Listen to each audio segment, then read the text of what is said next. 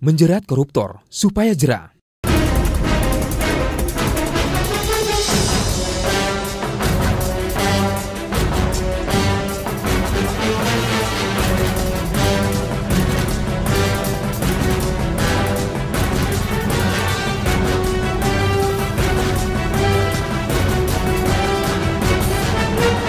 Perilaku korup pejabat daerah di tanah air layak disebut kronis. Ia sulit diberantas meski telah banyak yang masuk bui. Pejabat teranyar yang bebal malu dan takut itu ada di Karawang, Jawa Barat.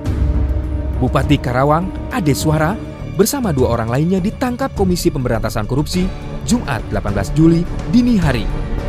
Pada Kamis 17 Juli malam, di rumah dinas Ade juga telah ditangkap 5 orang lainnya, termasuk istri dan adik sang bupati. Dalam penangkapan itu, disita uang miliaran rupiah yang diduga merupakan alat penyuapan untuk pemberian izin lahan. Dengan operasi itu, berarti sejak Mei 2014, tiap bulan ada saja bupati yang terjerat operasi tangkap tangan KPK. Pada 7 Mei lalu, Bupati Bogor Rahmat Yassin ditangkap terkait dengan kasus izin rencana umum tata ruang Bogor, Puncak, dan Cianjur. Rahmat diduga menerima suap 4,5 miliar rupiah untuk tukar guling lahan hutan seluas 2.754 hektar are di Kabupaten Bogor. Sebulan setelahnya, pada Juni di Jakarta, Bupati Biak Numfor Yesaya Sombuk ditangkap dengan modus ijon proyek. Berdasarkan kesaksian sendiri, Bupati menerima suap dalam 2 tahap dengan total uang haram sekitar 137.000 US dollar atau sekitar 1,5 miliar rupiah. Daftar hitam pejabat korup makin panjang jika dihitung sejak sistem pemilihan umum kepala daerah secara langsung digelar mulai 2004. Berdasarkan data Kementerian Dalam Negeri, sebanyak 318 kepala daerah dan wakil kepala daerah tersangkut kasus korupsi.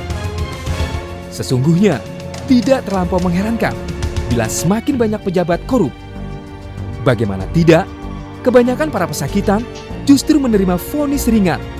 Belum lagi para koruptor masih dapat hidup mewah karena harta hasil korupsi masih dapat mereka nikmati.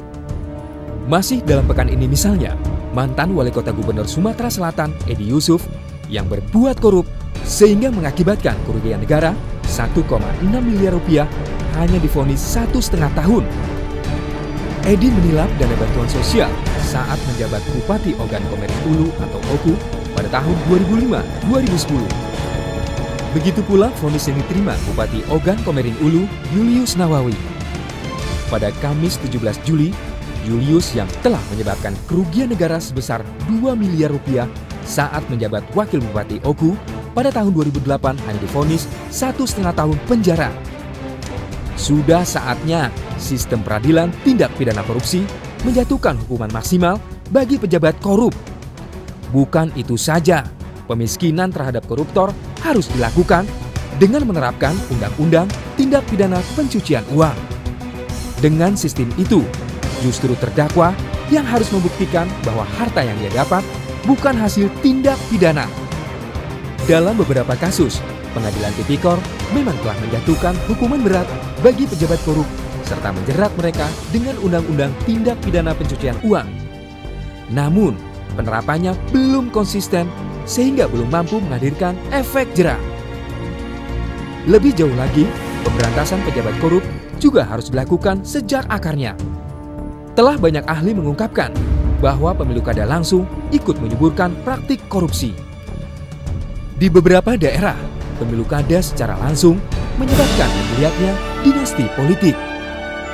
Oleh karena itu, kita mendukung peninjauan ulang sistem pemilu kada langsung. Satu resep tak mungkin mujarab menyembuhkan sebuah penyakit kronis. Kita membutuhkan banyak resep agar penyembuhan dan pencegahan penyakit kronis bernama korupsi mujarab hasilnya.